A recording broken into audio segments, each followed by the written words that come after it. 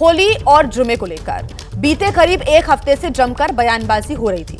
बिहार, उत्तर प्रदेश, महाराष्ट्र, दिल्ली सहित अलग अलग राज्यों के कई नेता होली और जुमे को लेकर सियासी नसीहतें भी दे रहे थे। हालांकि होली और जुमे को लेकर पूरे देश में पुलिस और प्रशासन भी मुस्तैद थी। कुछ जगहों को छोड़ दिया जाए तो तकरीबन सभी जगहों पर शांति व्यवस्था देखने को मिली है। सभी धर्मों के लोगों ने त्योहार पर समझदारी दिखाई। हालांकि कुछ हुड़दंगियों ने जरूर माहौल खराब करने की कोशिश की। पूरे देश में होली का त्योहार जमकर उत्साह के साथ मनाया गया। यूपी, बिहार, दिल्ली में जमकर गुलाल उड़ाए गए तो वहीं तय समय पर मुसलमानों ने नमाज भी अदा की। इसके लिए उत्तर प्रदेश के अलग अलग राज्यों में पुलिस प्रशासन ने दोनों पक्षों से बातचीत कर खास तैयारियां भी की थी। लेकिन एआईएमआईएम के नेता और सांसद असदुद्दीन ओवैसी शायद थोड़े नाराज हो गए हैं।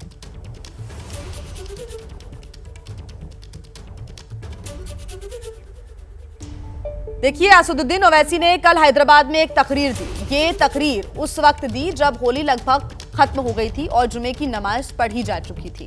इस दौरान ओवैसी ने उत्तर प्रदेश के मुख्यमंत्री योगी आदित्यनाथ और केंद्र सरकार पर निशाना साधा। साथ ही उन्होंने मस्जिदों को ढके जाने के फैसले पर भी सवाल खड़े किए और कहा कि हम डरने वाले नहीं हैं। जो डर गए थे वो पाकिस्तान चले गए। एक चीफ मिनिस्टर बोल रहे नहीं, जुम्मे की नमाज घर में भी पढ़ सकते। आप कब से फजीलतुल शेख बन गए? आप कब से अल्लामा बन गए? ये समझ में नहीं आया। अब दीन मैं इनसे सीखूं? नहीं, जुम्मे की नमाज घर में पढ़ ले सकते। अच्छा, और क्या क्या कर सकते हैं घर में? बोलो प्यारे, घर में पढ़ लो। अरे मस्जिद है, फ्रीडम ऑफ रिलीजन है, मस्जिद है, सुबह क़यामत तक मस्जिद रहेगी। डरपोक थे जो पाकिस्तान को भाग गए। ये जियालों की औलाद है, भागने वालों की औलाद नहीं है।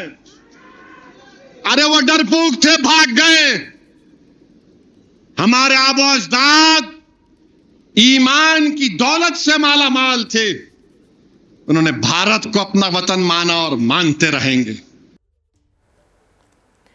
तो वहीं देखिए, ओवैसी के बयान पर बीजेपी ने भी किया है पलटवार। यूपी बीजेपी के प्रवक्ता राकेश त्रिपाठी ने क्या कुछ कहा है ओवैसी के बयान के बाद, सुनाते हैं। ओवैसी जैसे लोग जानबूझ करके कुछ विवादित बयान देना चाहते हैं, भड़काऊ बयान देना चाहते हैं ताकि सांप्रदायिक सद्भाव बिगड़े। सारे प्रयास किए गए कि कैसे जुमा के दिन जो होली पड़ रही है उसमें कुछ ना कुछ खलल पड़े, कुछ ना कुछ ऐसी घटनाएं हों जिससे उनको राजनीतिक रोटी सेकने का अवसर मिले। लेकिन उनको निराशा हाथ लगी। देश भर में इस तरह की बड़ी घटनाएं नहीं हो पाई हैं जैसी अपेक्षा लगाए ये लोग बैठे थे। और ये कितना भी प्रयास करें, देश का सांप्रदायिक सद्भाव बिगड़ने नहीं दिया जाएगा। कानून व्यवस्था मजबूत की गई है। तो यही अपील की जा रही थी पिछले एक हफ्ते से कि शांति व्यवस्था बनाए रखें, शांति के साथ ये पर्व मनाएं, सौहार्द के साथ ये पर्व मनाएं। लेकिन अब होली खत्म हो गई है, कल जुमे की नमाज भी अदा की गई और उसके बाद कई जगहों पर शांतिपूर्ण माहौल भी नजर आया और बहुत अच्छा संदेश भी दिया गया।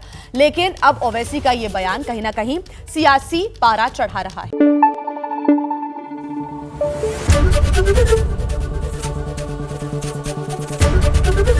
एबीपी न्यूज आपको रखे आगे।